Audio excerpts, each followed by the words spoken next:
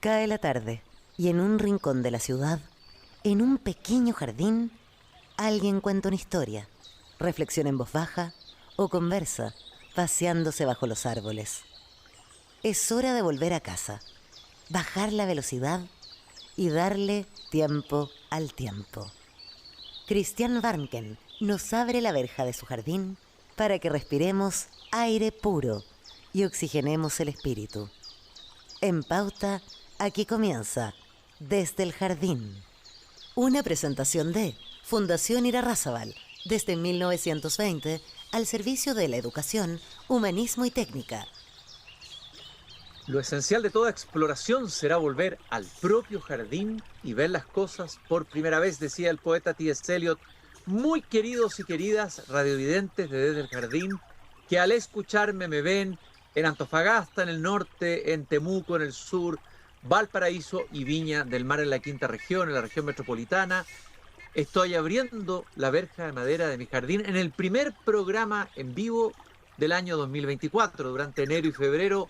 Les agradezco que me hayan acompañado en la antología de programas que hicimos del año 2023. Ahora comenzamos de nuevo.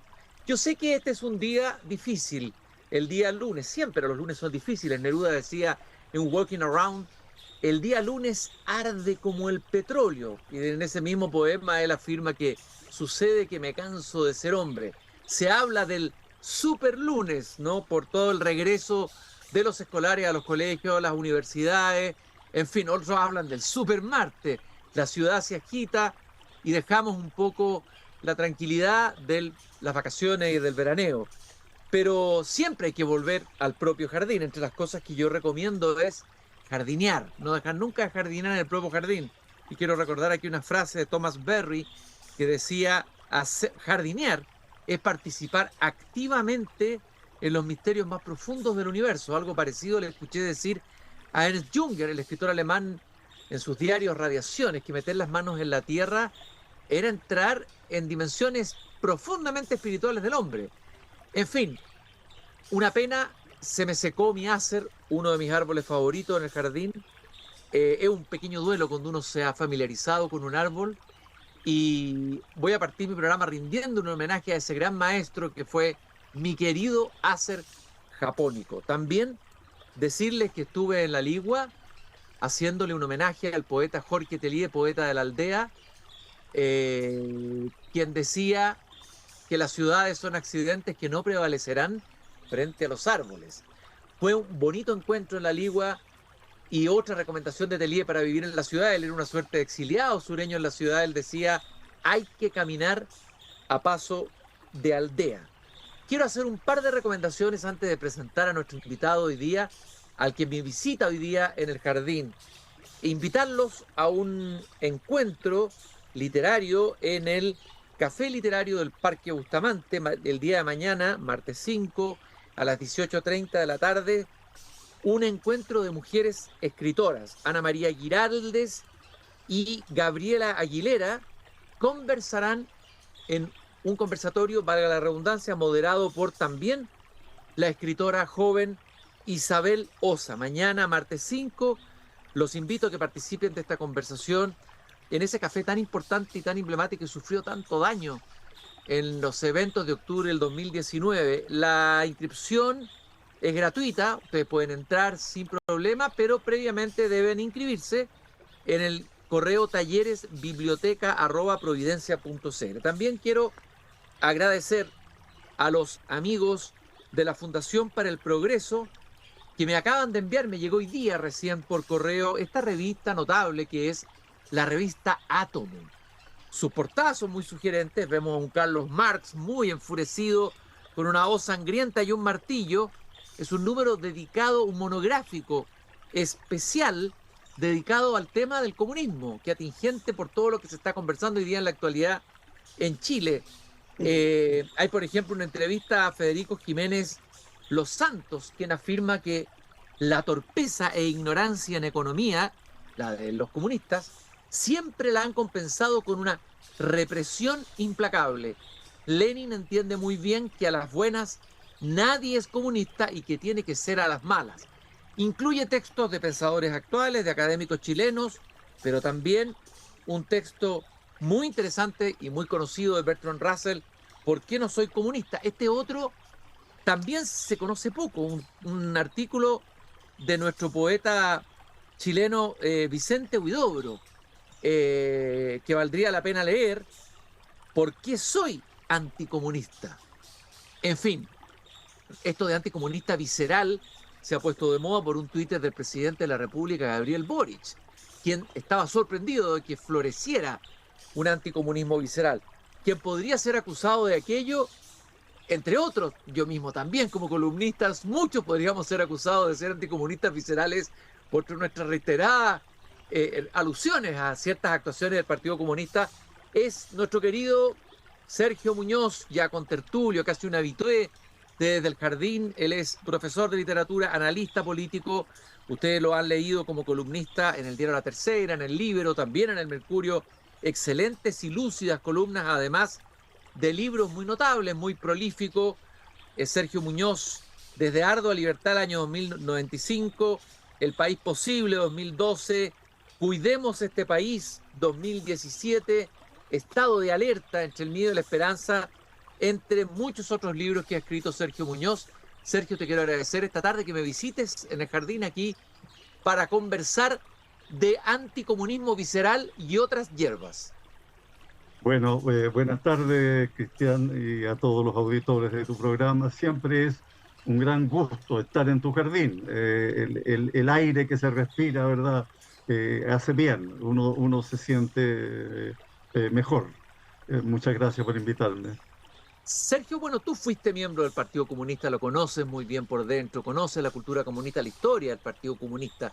¿Qué te parece esta afirmación del presidente Gabriel Boric de que en Chile muchos todavía estarían padeciendo una suerte de anticomunismo visceral y que la ministra vocera de gobierno, Camila Vallejo, dijera, me parece que fue hoy día, de que hay gente que todavía está pegada en la Guerra Fría? ¿Cuál es tu reflexión sobre eso? Sí, lo primero aclarar para quien no esté enterado, para mí la militancia en las filas comunistas es prehistoria. Me fui hace ya mucho tiempo, el año 86. Pero bueno, sigo, por cierto, la evolución o involución de ese partido, ¿verdad? Su presencia en la vida pública, está en el gobierno. Y claro, la frase del presidente Boric eh, llamó mucho la atención. Venía regresando de sus vacaciones. Se había producido el secuestro del joven venezolano Ronald Ojeda, ex militar, y sobre eso no dijo una palabra. Y sobre el asesinato de Ojeda tampoco ha dicho nada el presidente Boris. Lo que le preocupó es que se criticara al Partido Comunista. Y a propósito de qué se criticaba al Partido Comunista en esta circunstancia, en esta coyuntura precisa. Bueno, el hecho de que muy pronto, demasiado pronto, varios dirigentes del Partido Comunista salieron a tratar de anular o descalificar las sospechas que pudiera haber respecto de que en el secuestro y luego en el asesinato de Ojeda estuviera el largo brazo de la dictadura de Nicolás Maduro. Es muy raro lo que pasó, Cristian, con el PC. De repente da la impresión de que actúan contra sus propios intereses. ¿Qué han hecho en todo este periodo? Tratar de que el régimen de Maduro, la dictadura que haya en Venezuela, esté libre de sospecha, ¿verdad? Que nadie piense mal. Bueno, todos piensan mal en este momento. Hay muchos elementos para pensar muy mal, ¿verdad?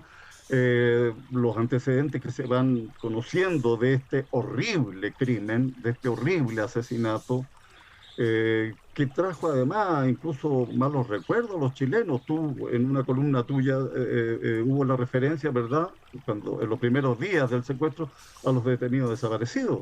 Claro que sí. Bueno, y ahora el asesinato, ¿verdad? Este hombre fue arrancado de su hogar donde estaba su esposa, su pequeño hijo, ¿verdad?, a las 3 de la madrugada. Un grupo que vestía uniforme, qué sé yo, y signos de la PDI, misteriosamente, ¿verdad? Y asesinado de una manera vil, eh, casi inmediatamente después del secuestro.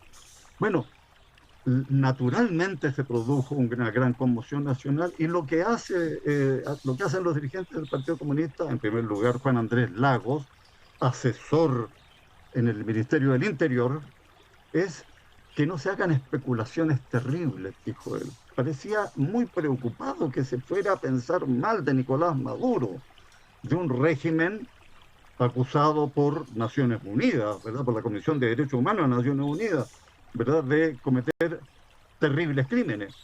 Es muy extraño. Entonces, la crítica al PC, calificarla de anticomunismo visceral, aquí hay una historia antigua, Cristian, ¿verdad? Porque pasa lo siguiente, quien rechaza el comunismo, quien condena los regímenes comunistas, ¿verdad? Y el más cercano es Cuba, Venezuela también, ¿verdad? Podría ser calificado de anticomunista. Bueno, yo estoy con los que luchan en Cuba por la libertad, por la democracia. Y en los tiempos antiguos, ¿verdad? Hubo un momento en que me sentí profundamente identificado con los disidentes soviéticos o quienes luchaban por las libertades en Checoslovaquia, en Polonia, en Bulgaria, en fin, los que se oponían al comunismo. Bueno, y es legítimo oponerse al comunismo, al proyecto comunista.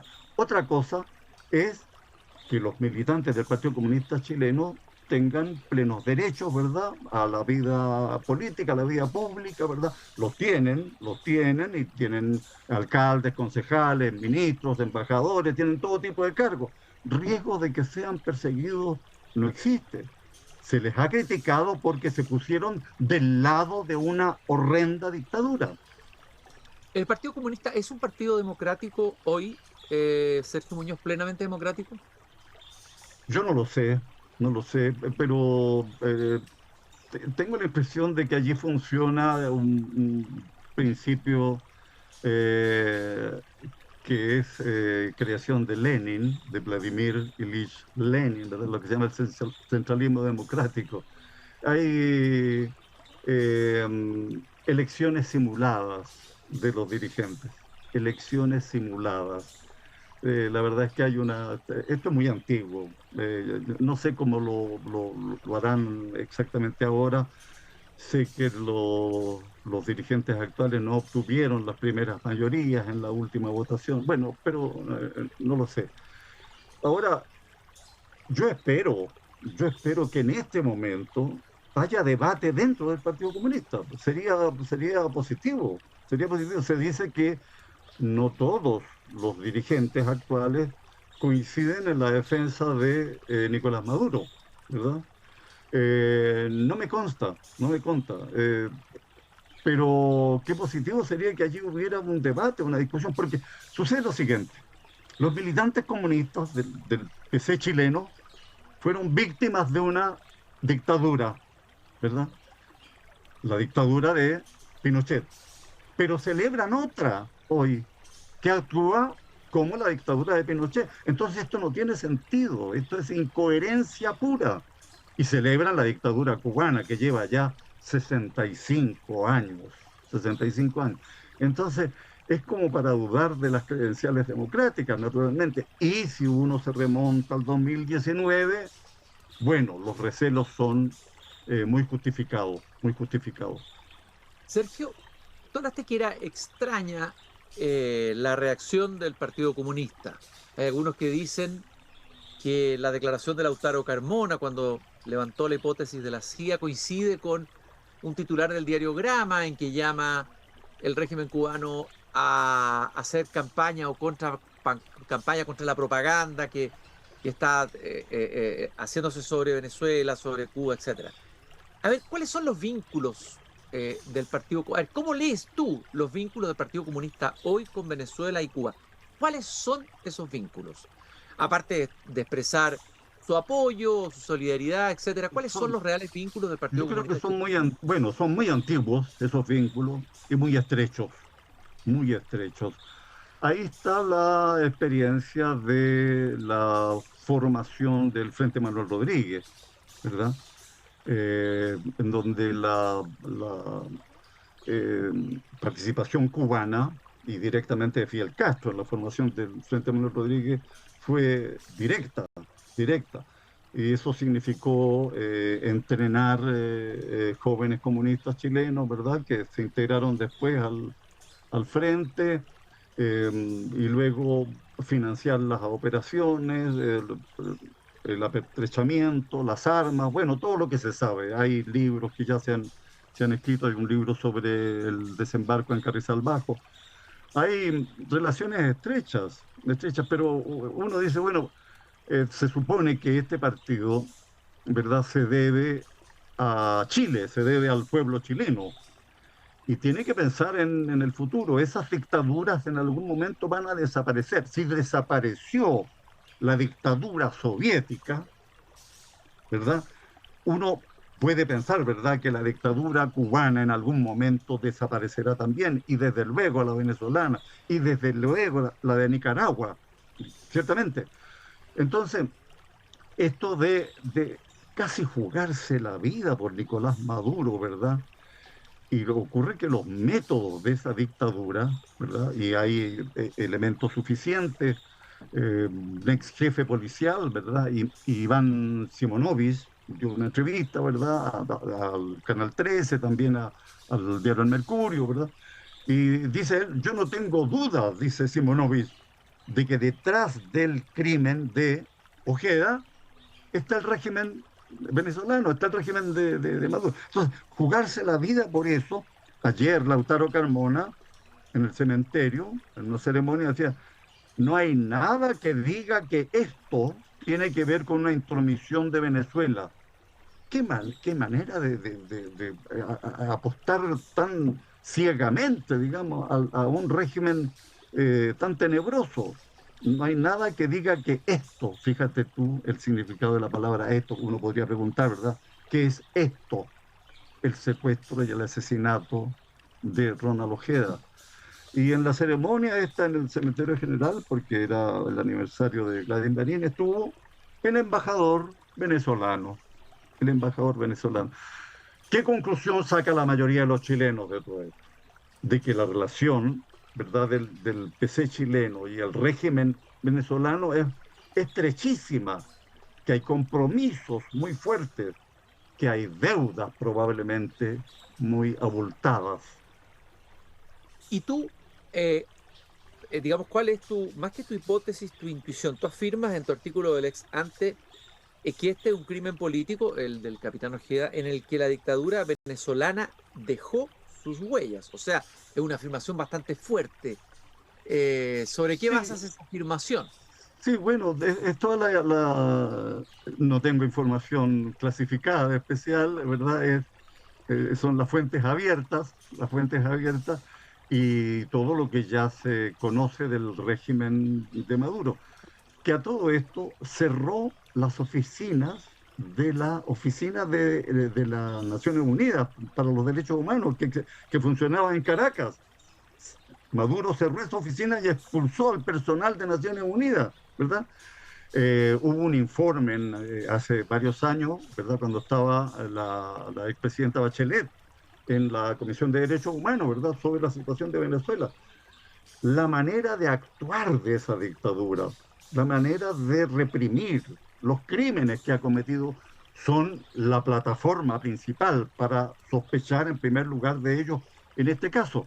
Ahora, lo más probable es que aquí haya habido, y esto lo sugiere ahora incluso el fiscal nacional, el fiscal Valencia, también el abogado de la familia, ¿verdad?, de que aquí operó el crimen organizado, probablemente el Tren de Aragua, una parte del Tren de Aragua probablemente, contratado, por supuesto, contratado para eliminar ¿a quién?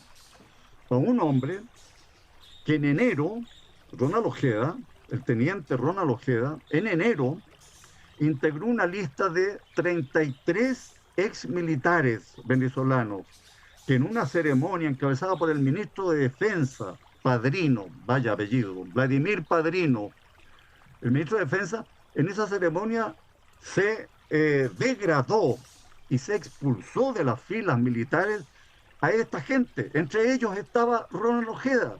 Se les acusaba de qué? De traición a la patria. Y terminaba la proclama diciendo, bueno, cero tolerancia con los traidores. Ronald Ojeda, ¿verdad? Era un opositor declarado, decidido, muy activo además, muy activo contra la dictadura de Maduro. Hizo él una manifestación solitaria, digamos, frente al Palacio de la Moneda hace algún tiempo, ¿verdad? Muy activo, con ideas muy definidas respecto de lo que se jugaba en su propio país y ha tenido este fin.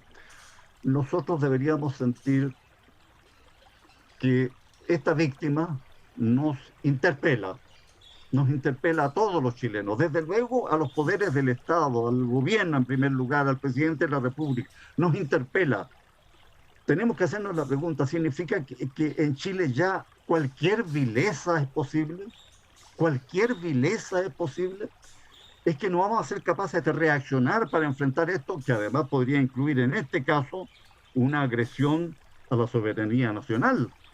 Si aquí han actuado agentes directamente o delincuentes contratados por la contrainteligencia venezolana, bueno, nuestra soberanía está en cuestión, está cuestionada. Entonces, ¿qué dicen las Fuerzas Armadas? ¿Qué dicen los servicios de inteligencia? ¿Qué dice la ANI, la Agencia Nacional de Inteligencia? Aquí hay deberes sin cumplir, obligaciones sin cumplir. ¿Cómo llegó nuestro país a esta situación? Hay que reaccionar, es hora de reaccionar. Yo esperaría que el presidente Boris se diera cuenta que esta es una prueba de fuego para su gobierno.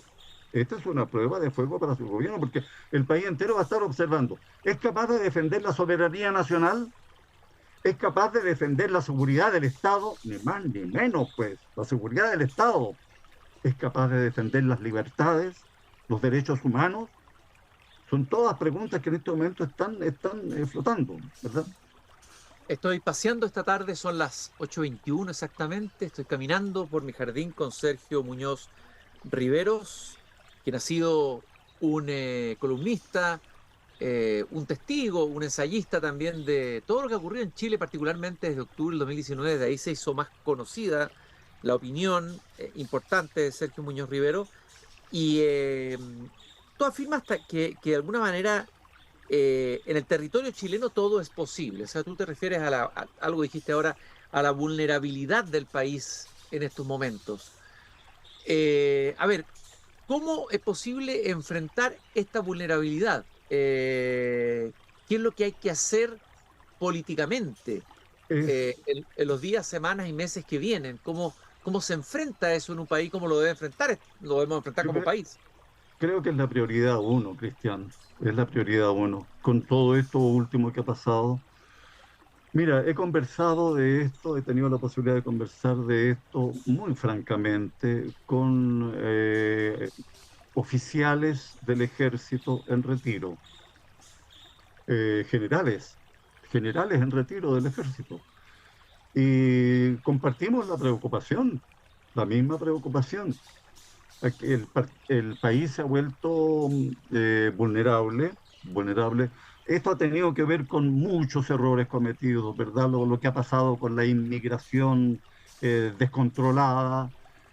Llegaron muchas personas a buscar una vida segura y en paz. Muchos venezolanos, miles de venezolanos, que llegaron a buscar una vida segura, que trabajan honestamente, pero llegaron también delincuentes, ¿verdad? Nos consta eso, pues, nos consta eso. Llegaron muchos delincuentes, algunos incluso que no están registrados, no se sabe ni siquiera cómo se llaman y están operando, ¿verdad? Están operando. Bueno, hay, por lo tanto, deberes muy altos para el Estado chileno. Y es hora, insisto, es hora de reaccionar. Aquí hay cosas que no tienen que ver con presentar un proyecto de ley de inteligencia, por ejemplo, o definir ciertas cosas como las atribuciones para el uso de la fuerza de parte del personal militar o de la policía. Con las leyes que hoy tenemos, con las normas constitucionales que hoy tenemos, el Estado chileno puede responder a esta amenaza, puede hacerlo. Por ejemplo, por ejemplo, un oficial en retiro me decía, mire, el ejército tiene establecida una obligación de enfrentar y neutralizar a un agente extranjero si es que lo detecta. Neutralizar a los agentes extranjeros que sean detectados en nuestro territorio, ¿verdad? No hace falta discutir o reunir al COSENA, ¿verdad? O algo como eso. Son obligaciones que tienen las Fuerzas Armadas, también las policías. Tiene que servirnos todo esto que hemos vivido, ¿verdad? Para que el país mejore el control de fronteras, las fronteras porosas que existido en todo el último tiempo, ¿verdad? Eso tiene que terminar, tiene que terminar. Tiene que haber mayores recursos para la policía, ¿verdad? Para que cumpla bien sus obligaciones.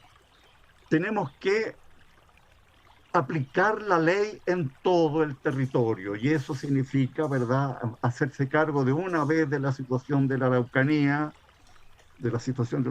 Temucuicún, ¿verdad? Tantas cosas, ¿verdad?, que han permanecido en una zona gris. Tienen que acabarse las zonas grises para que el Estado de Derecho pueda funcionar plenamente.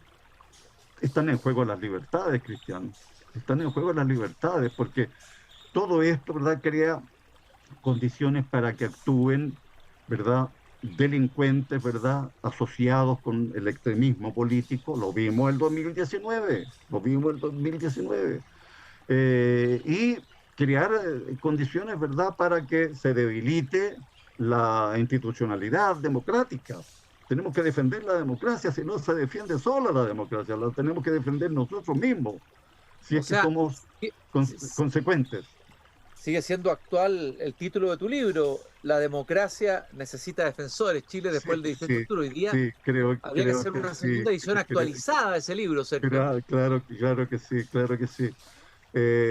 A todo esto, yo creo que lo que está pasando, lo que ha pasado en el último tiempo, el drama del joven Ojeda, nos permite recapitular también, mirar hacia atrás, entender mejor lo que nos pasó el 2019. Fíjate que Simonovic, este hombre muy experto, muy respetable, que estuvo 15 años preso a todo esto, ¿verdad? Mencionaba a Héctor Yaitul en el Mercurio, lo mencionaba el domingo en la entrevista que dio, que Héctor Yaitul estuvo en Caracas y recibió apoyo. Él, Simonovic dice, recibió entrenamiento, apoyo, qué sé yo, y probablemente apoyo financiero también. Bueno, qué curioso, hay muchas cosas que no sabemos, que merecen ser investigadas a fondo, ¿verdad? Yaitul está preso en este momento. Yo siempre he tenido la impresión de que él, es pura impresión, ¿ah? En el momento en que lo detuvieron hace más de un año ya, se dejó detener, se dejó atrapar, ¿Para qué, Sergio? probablemente para tener protección del Estado chileno respecto de lo que pudiera venir, de lo que pudiera venir. Es muy llamativo lo que pasó en el 2019, fíjate Espérate un cómo poco, perdón, déjame descendió. detenerme en Sergio, déjame detenerme en este punto. Para lo que pudiera venir, o sea, que él, la vida de él estaría en peligro, puesto que él estaría implicado a lo mejor con, No no lo sé, con sé, la no lo inteligencia sé, venezolana o algo pero así. esto de que haya sido mencionado ahora, Mercurio del domingo, ¿verdad? Que haya sido mencionado, ¿verdad? Ya había sido mencionado antes. Él viajó a Caracas, ¿verdad? El apoyo, ¿verdad? Se ha hablado de la relación de la CAM con la FARC, ¿verdad? En un momento hubo publicaciones al respecto. Tengo la impresión, es pura impresión, puedo equivocarme, de que él se dejó detener para que el Estado chileno lo proteja, ¿verdad? De lo que pudiera pasar. Fue muy llamativo para mí, muy llamativo, que el 2019, en los peores meses, octubre, noviembre, diciembre del 2019, bajaron los atentados en la Araucanía, bajaron. se empezaron a producir en la región metropolitana, pues. Parece que los expertos, ¿verdad? Los expertos en el fuego se trasladaron, ¿verdad?, de la Araucanía a la región metropolitana o a la región de Valparaíso. En fin, hay mucho por investigar. En algún momento tendremos que saberlo todo de esa experiencia que ha marcado, ¿verdad?, la vida nacional, ¿verdad? Y lo que nos queda es cómo curar las heridas, regenerar, ¿verdad?, la convivencia democrática, crear mejores fortalezas para que el Estado chileno no parezca ingenuo, ¿verdad?, de que acá se puede hacer cualquier cosa. No, tenemos que sostener el Estado de Derecho, sostener las libertades. Esa es la gran lección de estos años. Querido Sergio, muchas gracias por haber conversado con nosotros. Nos deja, por supuesto, más inquietos de lo que estábamos antes de conversar contigo, pero al mismo tiempo más alertas, más despiertos, más atentos. Chile pareciera un país un poco ingenuo, no solo vulnerable, sino ingenuo, un país que camina ciega. Me quedo con esta imagen de las zonas grises. Hay muchas zonas grises de nuestra realidad hoy día y tareas pendientes del Estado chileno para que realmente exista un estado de plenitud. Ahí donde no hay Estado sabemos lo que ocurre, hay otros que ocupan el lugar donde se ausenta el Estado. Como siempre, son siempre muy interesantes las reflexiones y la mirada de Sergio Muñoz. Gracias por haber estado con nosotros esta tarde en el Jardín. Muchas gracias, Cristian, por haberme invitado. Un placer. Y nosotros nos volvemos a encontrar nuevamente mañana, aquí puntualmente a las 8 de la tarde en pautipauta.cl, cuando vuelva a abrir la verja de madera de mi jardín. Y no se olviden de la frase de Voltaire al final de uno de sus libros, cuando él dice: hay que cultivar el propio jardín. Sigamos cultivándolo. Es hora de cerrar la verja de madera del jardín. Pero Christian Warnken la volverá a abrir todos los días de lunes a viernes a las 20 horas en Radio Pauta, cuando comience de nuevo Desde el Jardín. Una presentación de Fundación Irarrázaval, desde 1920 al servicio de la educación, humanismo y técnica.